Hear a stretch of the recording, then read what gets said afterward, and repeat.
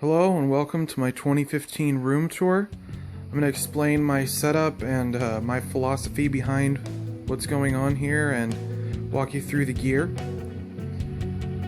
You'll see I have 4 screens and I have 2 different computers. I have a main computer and a secondary computer. I did a big experiment on my type of computer use and whether an AMD or Intel rig is better. Sometime maybe I'll do a video on that, but for now, the top middle screen, that's mainly used for controller gaming.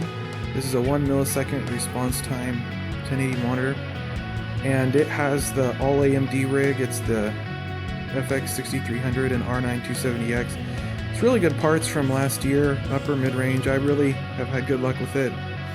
The 6300 and R9 are both overclocked a little bit.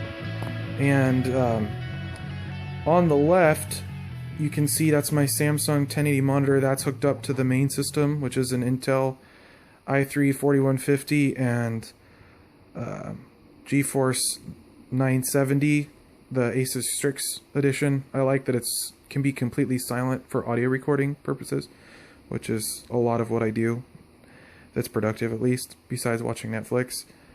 Down below is my LG 21:9 aspect ratio ultra-wide 2560 by 1080. I really like this monitor ever since I've got it. This is pretty much my main monitor. I use it a lot for editing. You can have a couple different web pages open at the same time. The editing feature is probably my favorite here. You can see I have a 3.5 minute song open and completely stretched out in one screen, and I can still get in and see a lot of detail. I really like that about it. It's also good for gaming, although support for older games is kind of hit and miss. On the top right is my LG 27-inch IPS display. I have this basically as an auxiliary monitor. I bought it originally planning to do 3 27-inch 1080 panels, but I decided against that. I'm probably going to get something 1440 or 4K this year, and that's the direction we're going, higher resolution. I'll explain some of the other things on my desk, some of my peripherals. On the left with the green lights, that's my Behringer monitor mixer. I can input a bunch of different signals and output them, a bunch of different ways for speakers. Basically all I use it for is to control the volume of my speakers from the different interfaces. So I have an interface for the AMD rig and the Intel rig. This interface on the right, the blue one, that's mainly a mic. It's hooked up that's wrapped in foam and yellow, if you can see it above there. My plan there is to use the webcam and start doing some kind of screen capture, lesson type things in the future. On the left is my Nostromo. This is my favorite controller for gaming on the main rig. When I'm keyboard gaming, I really like using that. It's really comfortable and you can reprogram the buttons really easily in the software. The dual keyboards, this is because the AMD rig above the top, the secondary rig, I like having control over that, so I have a left-hand mouse to control that and the top keyboard. If I need to look something up or download something, that's what I'm using that for. It's RGB, backlit, programmable, SteelSeries RAW. It's not the RAW, the Apex, it's not RAW, and I really like it. Down below we'll have a Razer Black Widow 2014 edition with their own clicky keys. I really like how it feels. I just originally didn't care for it because I used to game almost exclusively in the dark. It was hard to find some of the rare keys, which is why I ended up getting the SteelSeries, but I switched back to make more room for the dual mice configuration. On the right we have my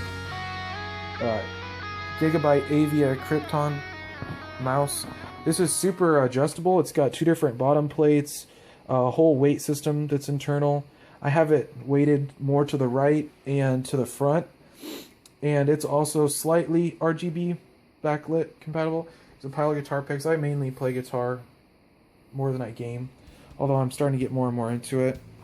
You can see the boxes for my graphics cards and my Beats. This is my other phone. I mainly use this now for Netflix, YouTube, multimedia consumption. Sometimes I'll take it to work as an MP3 player, just stream Pandora or whatever. These are noise isolating headphones and Beats Solos HDs. These are not the new ones, these are the older ones. Got them for $100. I really like them. Down below you can see this is my Pod HD 500. It's been seen a lot of miles, but I've had this forever. This is also my main interface for the main computer. I record all my guitars through this, and then we'll manipulate with plugins and stuff in programs. I really like how it works. It's simple to use once you get the hang of it, and it does really good sounds for what they cost. That's the core of my rig. I have some guitars over here. This is my customized V guitar, customized Jazzmaster guitar. This is my bass. It's a P bass style, and this is my custom Telecaster. I really like the way it sounds. I have used it a lot. I use Duncans mainly. This one has Duncans. I like the control configuration. I hate when knobs and things are in my way. And that's a basic tour of pretty much everything in the room, at least as far as the setup goes. These monitors I'm really stoked about. They have an amp that's underneath the SteelSeries keyboard. The configuration with all those wires running between things is probably not as clean as I'd like, but the high-end reproduction, especially on these monitors, is fantastic. The mid-range is really clear. The bass is really clear. I like watching movies. I feel like it's an accurate reproduction of what the cinematographers intended for audio. I have had really good luck with them for mixing as well. Trying to get a little more audiophile. I'm eventually going to put up more sound isolation panels in the room. You can see these are built onto some foam here to kind of combat bass rumble. But for the most part, I keep everything really quiet. I like to have my room be quiet and not to be loud and obnoxious, especially if there's people here. So that's kind of the rig and the philosophy behind it, a little more in depth than I've done in the past. So there you go.